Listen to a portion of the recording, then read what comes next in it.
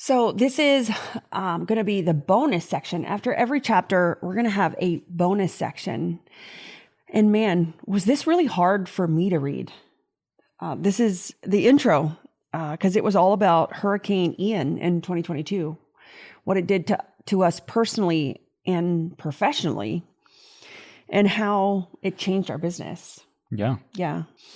So the intro talks about our trip to Vegas and how, we were contemplating getting on that plane. What should we do? And everything said that it wasn't going to hit us. It was going to hit north of us. It was going to hit Tampa or north of Tampa. And we decided to go ahead and go. And I left my business and our kids with my mom. And we got on that plane. And what do you remember? Do you recall like the story of like once we got there, what happened, what we were going to like, we had planned to do so I own another business and we were doing a quarterly. We had arranged to do a quarterly with Paul. Don't you remember that? Vaguely. Yeah. We had arranged to do a quarterly with Paul for Woot Recruit, which was a brand new business. Woot Recruit had started in 2021. And we had said, okay, when we're in Vegas, we're going to all get together and we're going to do a quarterly. We're going to get there the day before and do the quarterly for Woot Recruit. That's right. And Chris and I jumped on the plane. We left the kids with my mom. We left the business with my mom, organize it with my mom. And we jumped on a plane, went to Vegas, and we got there, checked in, passed out, woke up, and everything changed. Yeah. I think when we went to bed, it was a category 3.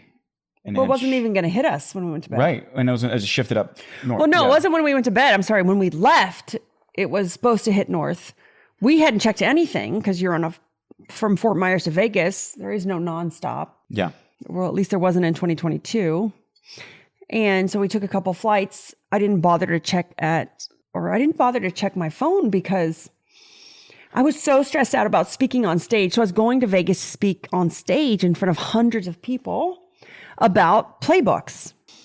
And so I was so stressed out about that I wasn't paying it. Once I dropped off the kids, I wasn't really paying attention.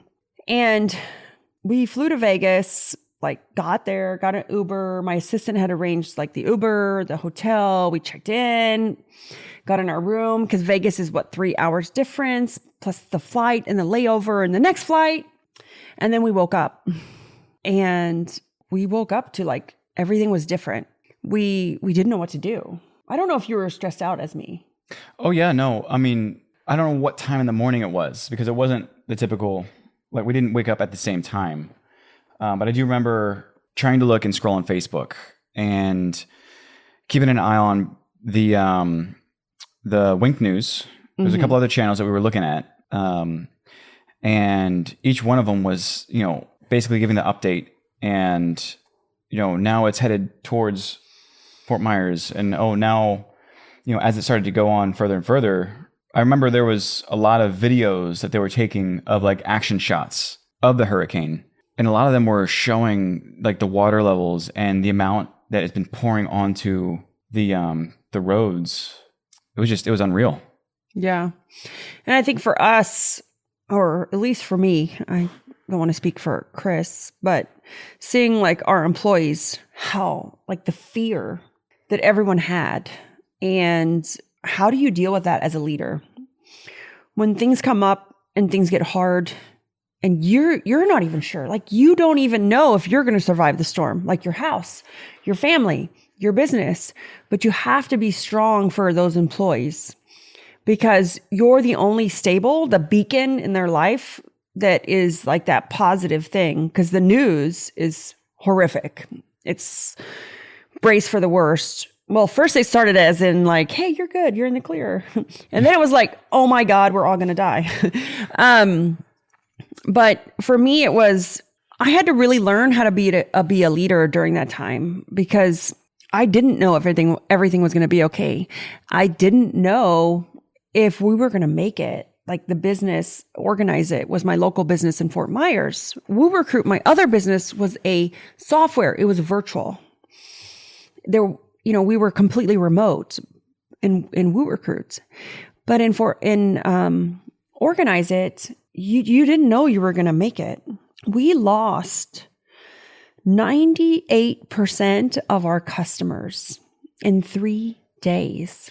We were a $2 million cleaning company. We were at a $2 million run rate, right? A run rate is different than an actual, like, what you close the year with. So we were achieving a $2 million run rate.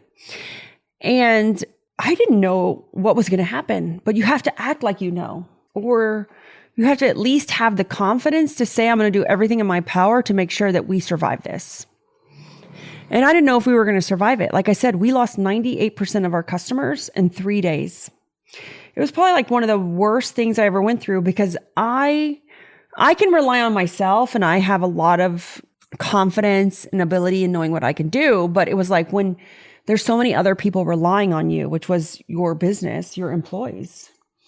It was like what really distinguished me from the old version to the newer version of a leader I needed to be. And how do you jump in? How do you show that leadership level of, hey, I have no idea what's going to happen, but I got you. Or I'm going to do everything in my power to make sure I protect us. Yeah.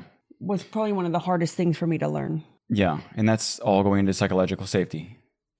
Yeah.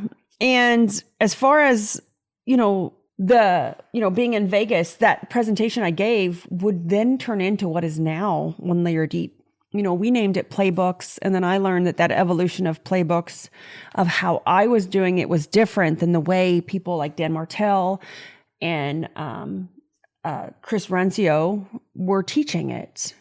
They had a different version and I had my version. And I think there's a lot of power in that. And me breaking something down to the level that like our field staff could understand. Owning a cleaning business, you can't make 10-page SOPs. They're not going to read them. I'm not going to read them. But that is what now turned into what I didn't know at the time when I got up on stage to give that presentation, is now what is One Layer Deep. Yeah. Anything else, Chris, on this? No, I really think that's it. I remember and I picture you on stage presenting and me watching you. But I will say this is that, again, like you said, is knowing that there's a hurricane, like barreling towards, like dead straight ahead, that you held that composure, you held, it looked like as if nothing was ever happening, but you presenting and delivering about that topic, about microplays on that stage, was looking back at it, because I have a vivid memory, was really interesting to see in perspective. Interesting in what way? Well, the fact that you could actually execute and do it and deliver it with absolute confidence, or at least outward facing. It looked like it. Absolute confidence. Even though there's shit happening. Yeah. I'm not going to lie. I was a basket case. I wanted to cry. I don't know if I actually did. But for everybody listening, especially entrepreneurs listening, most entrepreneurs come from a very chaotic background.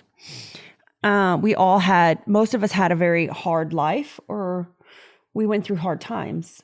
But when you look at like a hurricane or other things or struggles or obstacles, but then you look back at like the other things that you've went through, when you were younger or when you were a younger adult, they're like a piece of cake as far as like having to deal with, substance abuse or mental or physical, like I said, abuse, or hard times. Like if you weren't wealthy or your parents weren't, they didn't have money, or if you didn't have parents.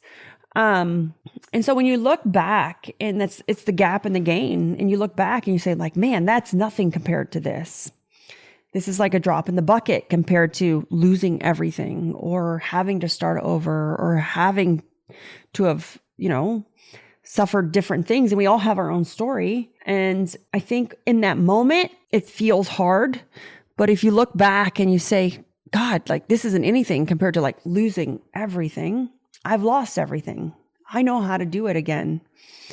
And approaching it with that aspect, because then if you approach it with that, you're like, oh, like, this is easy. This isn't anything. It's like I said, a drop in the bucket compared to what I've done in the past or what I've been through in the past. And you take that past experience and you use that with the current situation, it changes everything. Yeah.